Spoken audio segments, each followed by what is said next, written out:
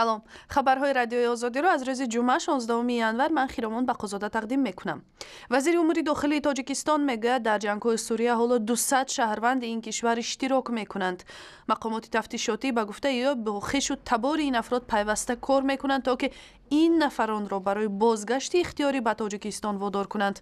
وزیر گفت مقامات وعده دادند که اختیاراً برگشته ها را بعد انجام تحقیق عفو میکنند. تا امروز 3 نفری از جنگ ها اختیاراً برگشته به اطلاع رمضان رحیمزاده عفو شدند. قانون در نسبت مبلغان شرکت در جنگ ها مجازات پیش بینی میکند. در مجموع سال 2014 نسبت 53 شهروند تاجیکستان پرونده باز شده است که از آنها 12 نفرشان بی‌واسطه در جنگ های سوریه اشتراک کردند.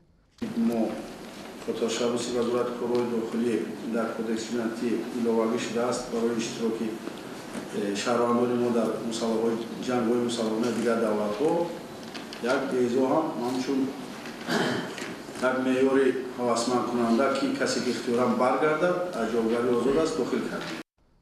وزیر امور داخلی تاجیکستان همچنین در برابر خبرنگاران گفت که مقامات تاجیک از ترکیه خواستند که عمر علی قوتف رئیس سازمان سیاسی گروه 24 را بعد دوشنبه استرداد کنند. قوتف به گفته وزیر برای جنایت‌های اقتصادی که در قلمرو تاجیکستان صادر کرده فرار کرده است مورد پیگرد قرار دارد. وزارت فرهنگ تاجیکستان می‌خواهد پیش راه سفرهای خارجی آوازخوان‌های به گفته آنها کوچگی را گیرد. وزیر فرهنگ شمس‌الدین آرومبگزاده گفت منظور وی آوازخوان‌های میباشند که به گفته‌اش آبروی ملت را در داخل و خارج می‌ریزانند. وزیر میگوید که کار آوازخوان‌ها را باید به تنظیم درآورد. همکاری داریم با وزارت عدلیه و امیدواریم که به یک نتیجه می‌رسیم.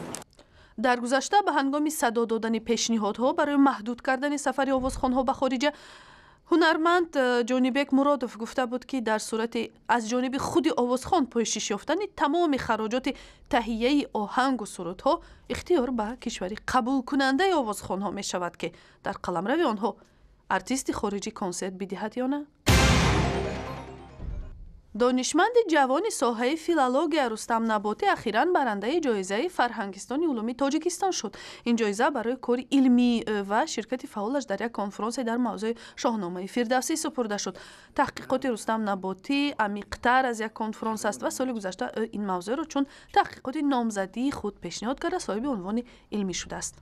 آبرز کیخسرو در شاهنامه فردوسی که یک بخش بزرگی حماسوی شاهنامه را در بر میگیرد، دیسرتاسیا را با یک 15 مقاله علمی عاموی که در هفته‌نامه‌های دوره جمهوری تاجیکستان چاپ گردیده بودند پیشنهاد کردند.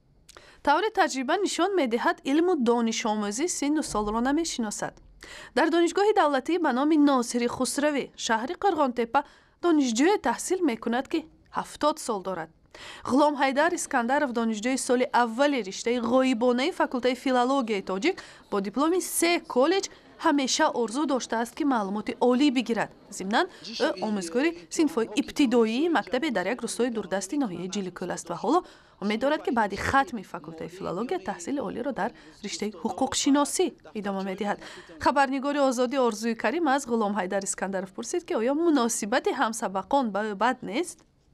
همکارتا بین‌ها چی دختر چی پسرها همشون نظم معامله میکنند. یگان گپی ناجا نمیگیم.